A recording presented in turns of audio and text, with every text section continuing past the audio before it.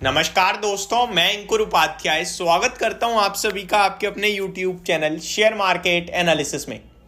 यहां आप सभी के साथ डिस्कस करने वाला हूं कुछ ऐसे स्टॉक्स जिनमें 2024 के लिए आपको नज़र बना के रखनी है।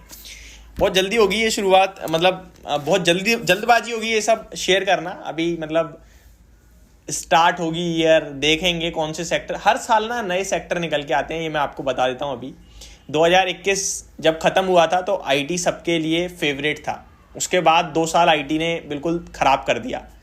ऐसे ही फार्मा और केमिकल भी था। लेकिन इस साल क्या ये शेयर्स जो मैं आपके साथ डिस्कस करने वाला हूँ ये चलेंगे? मैं आपके साथ रेलवे वगैरह शेयर नहीं कर रहा हूँ क्योंकि वो तो ऑलरेडी मल्टीफोल्ड हो चुके हैं। काबिलियत अभी भी है और बढ़ने की, बट मेरा कन्विक्शन कॉन्फिडेंस वैल्यूएशन वाइज उतना हाई नहीं है जितना पहले था। तो अब मैं आप सभी के साथ एक एक करके स्टॉक्स डिस्कस करता हूं, और जब मैं स्टॉक डिस्कस कर रहा हूं तो मैं आपको एक एक रीजन देता जाऊंगा। अगर आपको वो रीजन वैलिड लगे तभी आपको फोकस करना है, रिसर्च करनी है उसके बारे में। अदरवाइज टाइम वेस्ट करने की बिल्कुल जरूरत नहीं है, किसी और स्टॉक पे फोकस करना। पहला स्टॉक मेरी नजर में जो आ रहा है वो है IRCTC का।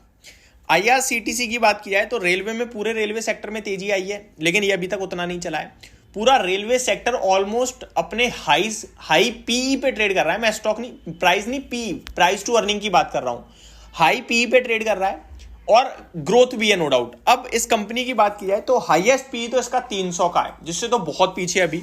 और अगर बीते कुछ दिनों की बात करूं तो वॉल्यूम्स बहुत इंटरेस्टिंग आए हैं, बहुत अच्छी तेजी भी आई है और ब्रेकआउट भी आया है।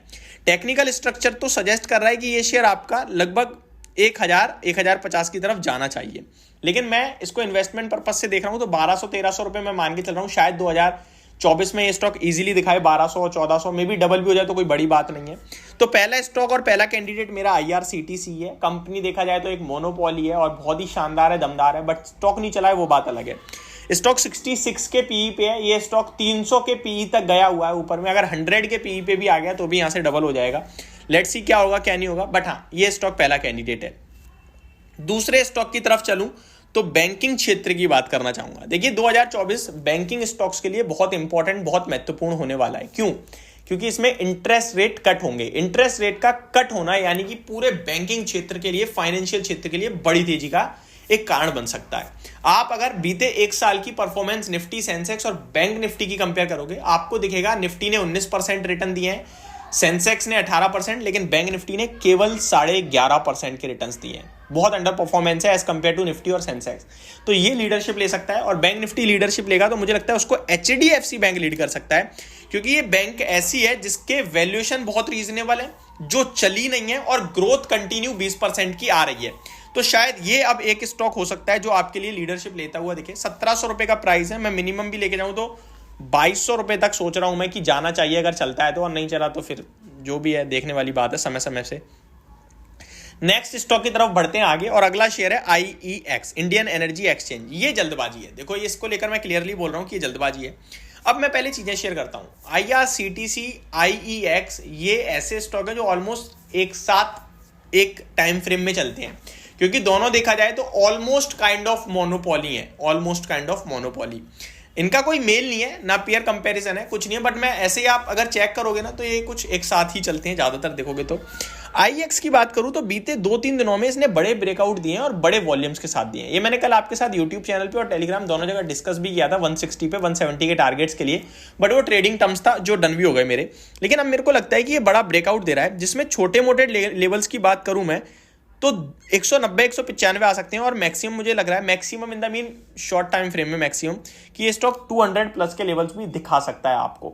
तो IEX एक स्टॉक होगा जो अपने टेक्निकल चार्ट स्ट्रक्चर में एक बड़ी तेजी आई थी 2020 में, बहुत हाई लगे, फिर नीचे आया, राउंडिंग बॉटम बनाने की कोशिश कर रहा है। इसका चार्ट पैटर्न और आरती इंडस्ट्रीज का चार्ट पैटर्न अगर आप ओपन करोगे आपको थोड़ी थोड़ी सिमिलरिटीज मिलेंगी। तो ये एक स्टॉक है जो मेरे को लगता है शायद फोकस किया जा सकता है इस पे भी। अगला ब्लू चिप रिलायंस। अब रिलायंस की बात करें तो दिग्गज है, और आपको हमको सबको पता है क्या कंपनी है, क्या कंपनी के दम है, लेकिन चला नहीं है ये शेयर, बीते 2-2.5 साल से चला नहीं है। तो ये एक और स्टॉक होगा जो मेरे को क्लोजली वॉच करना चाहूंगा, जहां पे मेरे को लगता है पैसा बन सकता है और अच्छा खासा बन सकता है, और सेफ्टी पॉइंट ऑफ व्यू से भी बहुत अच्छा है।